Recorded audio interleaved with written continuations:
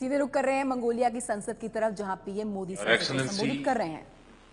Chairman of Great Hall of Mongolia, Your Excellency, Prime Minister of Mongolia, Honorable Members of Parliament, Honorable Members of Diplomatic Corps, I am delighted to visit Mongolia, a country of great people.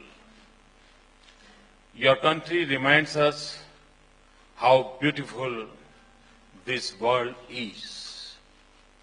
It is truly a great honor to speak to the great Harald. It is a special privilege to do so in the 25th year of democracy in Mongolia. You are the new bright light of democracy in our world. I am deeply grateful for your generosity in hosting me on a Sunday. I am humbled by the warmth of the welcome and your wonderful hospitality. Everything that I see and experience here speaks clearly of unlimited goodwill for India. I bring the greetings of your 1.25 billion spiritual neighbors. There is no higher form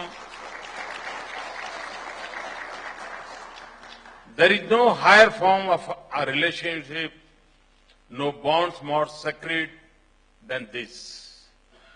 We in India are honored that you think of us this way. As in the life of a human being, in the life of a nation, too few things are as precious as the gift of friendship. So, I speak for my entire nation to say that we deeply cherish the friendship of the Mongol people. India and Mongolia are at the important milestone. We are celebrating 60 years of diplomatic relations, but our ties are timeless in spirit. Around 2000 years ago, monks from India crossed difficult terrain and long distance to spread the message of Lord Buddha in this enchanting land. Many went from here to the hot tropics of India in search of spiritual knowledge. Centuries ago, when our horizons and our mobility were limited, the great Mongols united Asia and Europe. Their stories of courage, daring, and adventure continues to captivate human imagination around the world. Their impact on human history has been profound. In the widening course of history, our own cultures, literature, and art became interconnected, and it continues to shine in the richness of India's diversity and culture. Today, Indians and Mongolians are telling the world that the bonds of hearts and minds have the strength to overcome the barriers of distances. That bond thrives through the monks from Mongolia who came to India each year for spiritual learning and hundreds of others who go there for education and training. It lies through the work of Kushak Bakula Rinpoche, India's ambassador here from 1990 to 2000. The Pethuva Monastery that we establish here will be an enduring symbol of our links. In the popularity of the yoga in Mongolia, we see the unity of our spirit. 5 decades ago, we stood firmly with you as you sought membership of United Nations as a proud and sovereign nation. In turn, time and again, you have stood in solidarity with us in the United Nations and elsewhere. While the human bonds have been strong, our economic ties have been modest. But I have no doubt that our relations will progress along every avenue of the new age. It will draw strength from India's economic growth. A year ago, a nation of 1.25 billion people voted for change and progress in the largest democratic election in human history. We have worked with speed, resolve, and ambition to fulfill our pledge. In less than a year, our growth has rebounded to 7.5%. India has emerged as one of the fastest growing major economies in the world. And we have the potential to grow even faster. At a time when the global economy remains weak, the world speaks in one voice that India is the bright spot of hope to become the new locomotive for global economic momentum. We are conscious that our challenges are vast across India's immense social and economic diversity. But we have faith in our sound policies and good governance. We draw confidence from the unity of our nation and the common purpose of our people. Even more, we get our energy from the aspirations of a young India with 800 million youth under the age of 35 years. They are eager to pursue their dreams and confident in their ability to do so. So, as we transform the lives of our people, we also create opportunities for the world, and we increase our ability to help our friends. This is the urge of the land of Buddha and Gandhi. This is the instinct born from our ancient belief in the world as one family. As the Indian economic adds strength to our region and the world, it will also benefit Mongolia. Mongolia's economic growth is also impressive. So our bilateral ties will also grow despite the distance and demands of geography. Mongolia's rich mineral resources can fuel our partnership. And I hope that location will not be constrained on Mongolia's right to choose its partners. We can seize the economic opportunities of the digital world and work together to make it more secure against growing cyber threats. We can use India's expertise in dairy to launch a white revolution on these vast steppes. We can work together to add value to Mongolia's Pashmina resources right here. We can create partnership for affordable modern healthcare in Mongolia. We can use our heritage, of traditional medicines to improve holistic treatment in our countries and abroad. As Indians travel abroad more, Mongolia has the opportunity with its natural and spiritual wealth to become a major destination for them. More than just trade and investment, our development partnership is a reflection of our shared ideals and vision. I believe that the greatest form of this partnership is investment in the development of human resources and institutions. This gives a nation its own capacity to shoulder the responsibility for its progress. It enhances its independence of choice, and it makes progress more sustainable. We remain deeply committed to this vision. Today, I will lay the foundation stone for the expansion and upgrading of the Atal Bihari Vajpayee Center for Excellence in Information and Communication Technology. Under India's training program, Mongolia is one of our largest partners.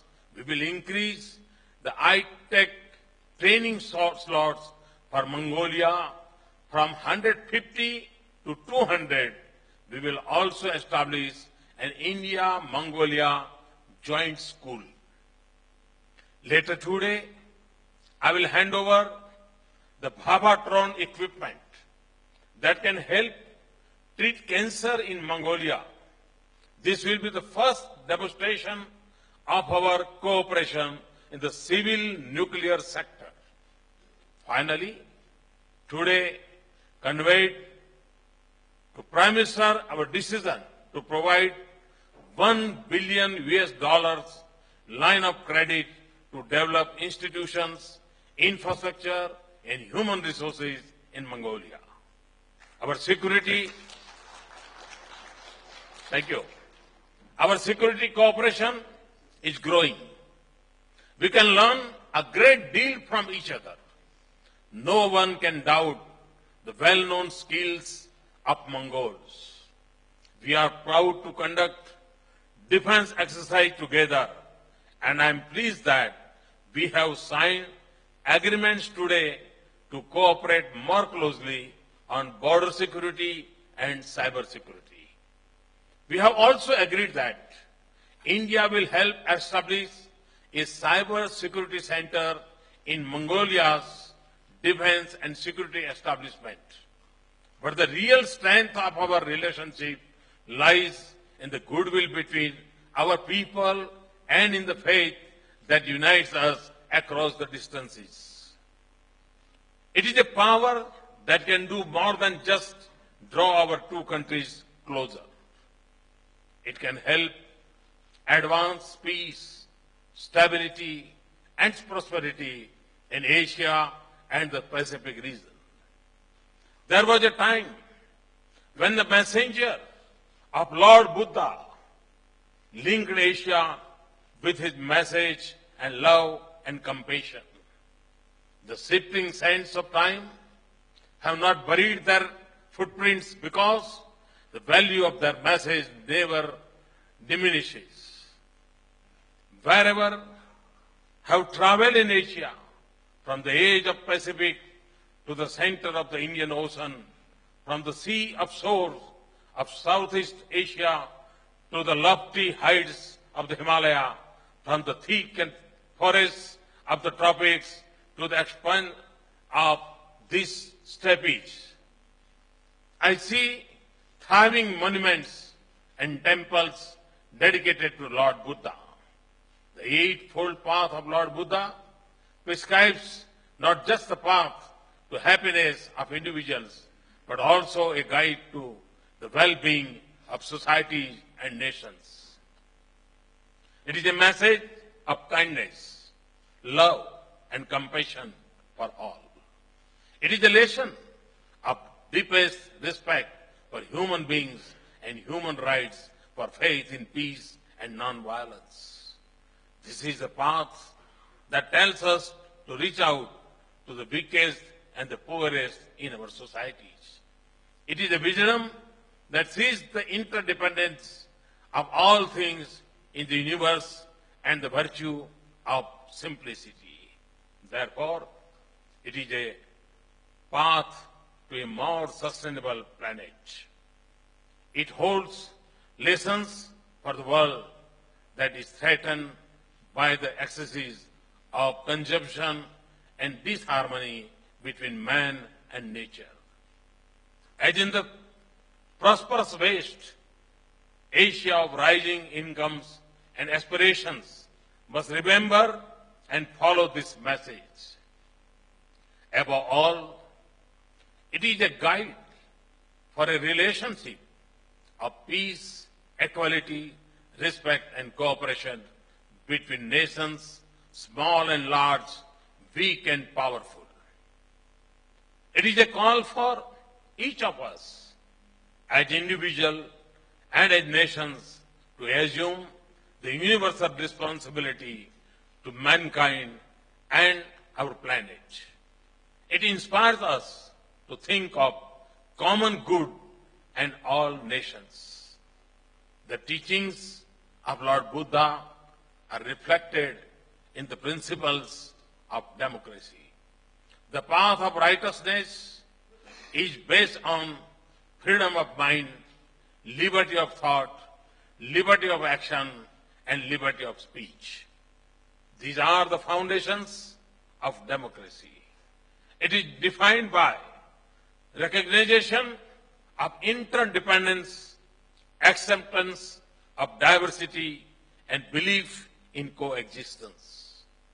Its essence is the freedom of human beings, faith in dialogue, rule of law, and resolution of differences through peaceful means. So if we follow the right path of the Master, it will also be natural to walk on the path of democratic values.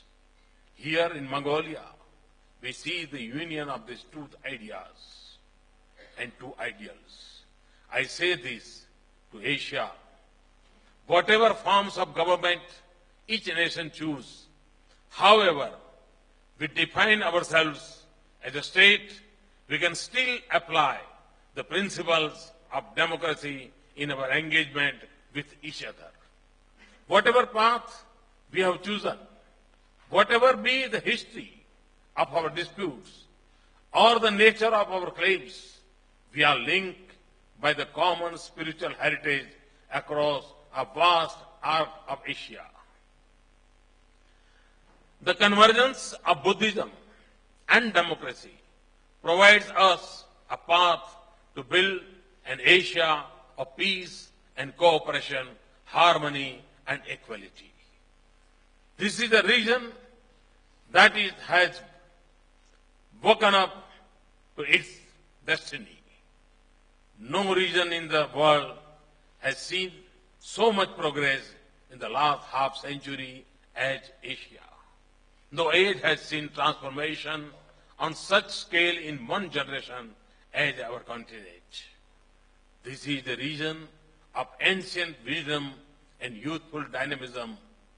It is a continent that is expected to lead the world in the 21st century. Yet, this is also a region that lies on the uneasy edge of uncertainty, of unsettled questions, of unresolved disputes, and unforgotten memories. Across Asia's diversity, we also see growing disparity of hope and opportunities. Asia has given much to the world through the ages. It now has the responsibility to shape its future. So now, more than our own requirements, I'm sure we will be able to do the requirement which the Asia wants from us and the world thinks about us, and I'm sure with this, our spiritual background, and with this, our extraordinary quality of the mankind, we can serve to the world and to the society.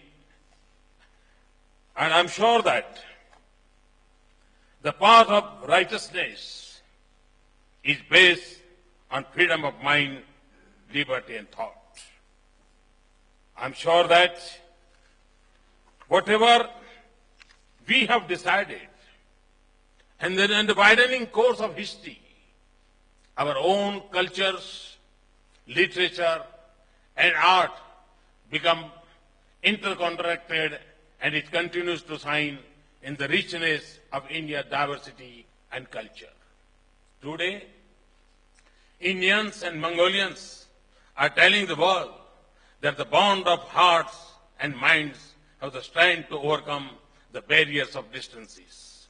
And I'm sure that this will improve the whole of our spirit, and we will continue to give.